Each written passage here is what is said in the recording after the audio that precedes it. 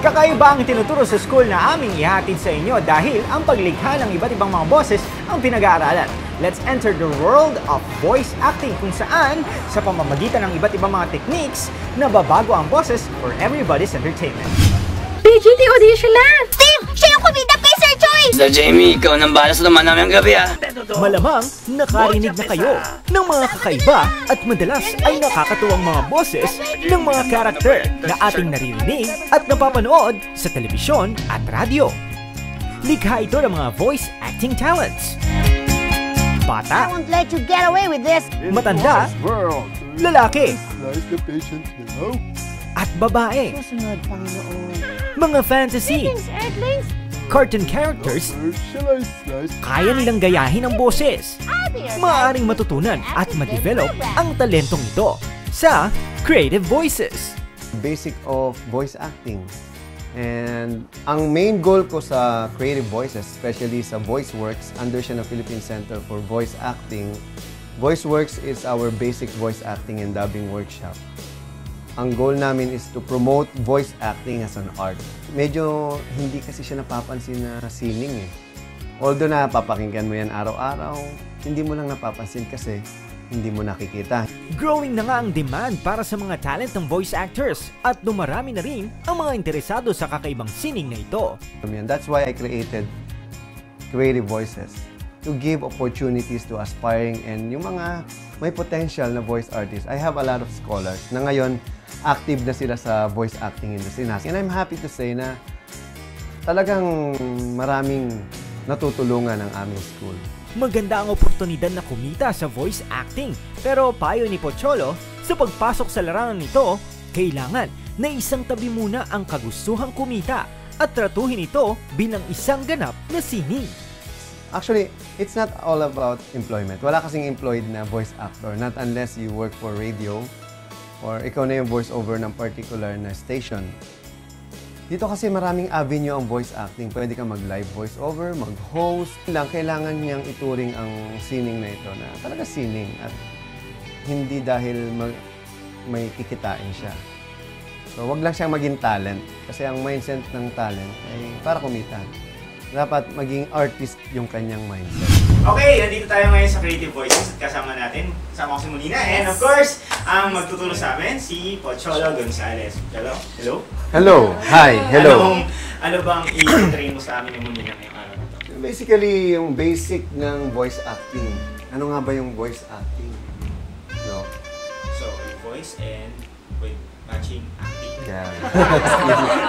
I don't think I have a unique voice. Pero sabi nga nila, diba? And sabi ni Pocholo, if you have the passion to learn yung voice acting, I'm sure matututunan ko din to. And I'm very excited. Yeah. Yes. Mamaya magre-record din kayong dalawa, ha? Sige. Sige. Tuturo ko muna sa inyo yung mga basic. Okay? Sige, let's start. Sige, dito tayo sa studio. At kung meron mang gustong i-train ng Creative Voices, ito ay mga kabataan. Karamihan mga kabataan. At doon ako nagpo-focus sa kabataan kasi mas fresh eh. And if you want to create change, you educate the newbies. Diba? And I want to create change. I want to make a world of voiceover a better world. They look at it as an art form. They look at it as a masterpiece or a craft. Tatawag natin sa kanya ay Popoy Lupoy. Well, karakter na naman natin. Yung boses niya okay na. Paano yung karakter? Oh, mamo! Manood tayo! Ganun na yung approach mo eh. Kasi natural mo na siya binabasa kanina. Ngayon, i-act mo na siya. Tapos, talaga? Parang mas high pitch ka na, tapos may character ka pa. Pedro. Arting nga na. Ate sa Diyos. Mamakay na. Sige, yung... Momo! Dito tayo ngayon! Ano bang ipapangalan natin sa kanya? Popoy! Ang itatawag natin sa kanya ay Popoy Lupoy! Re-record natin ngayon siya. Pasok na kami sa recording studio. Re-record na natin yan. Mga tuloy upang masiglang. Sorry. Magsilang!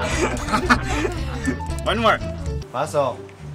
Mahal ko, Masagana ngayon sa pagkain ng gitna ng Mamaya dagat. papakunan kita. Ito na ang hinihintay na pagkakataon nating mga tuloy upang magsilang ng bagong henerasyon ng mga batang sardinas, mga makukulit at masasayang lupoy.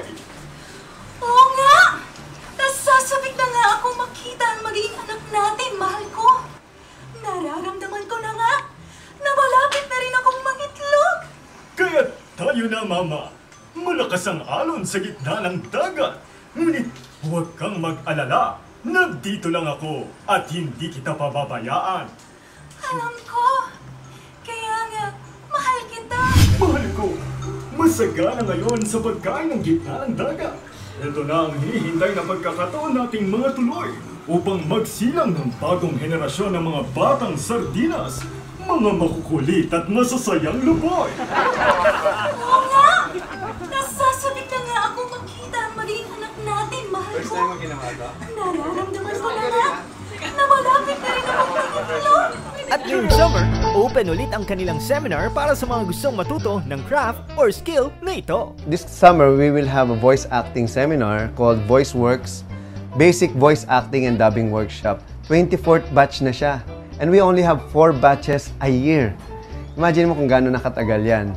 And so far, we have produced more than 1,000 voiceover artists. And active ngayon, mga almost 300. And I hope makasama natin sila sa voice acting workshop na ito. And the good thing, kapag magaling ka, i-hire ka namin. Ganon, automatic, ibabalik namin sa'yo. Kung magaling ka ha, malinaw, kung magaling ka, maganda boses mo at talagang determinado kang matuto at maging kasama at kasapi ng aming grupo, which is the Society of Young Voice Artists of the Philippines at ng League of Extraordinary Voice Artists. Medyo, kumbaga, branding kasi siya.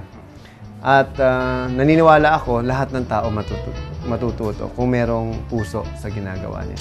So, kaya na-characterize rin talaga dapat mo. Characterization, you have to feel. Di ba nasa loob, you feel na feel mo isda.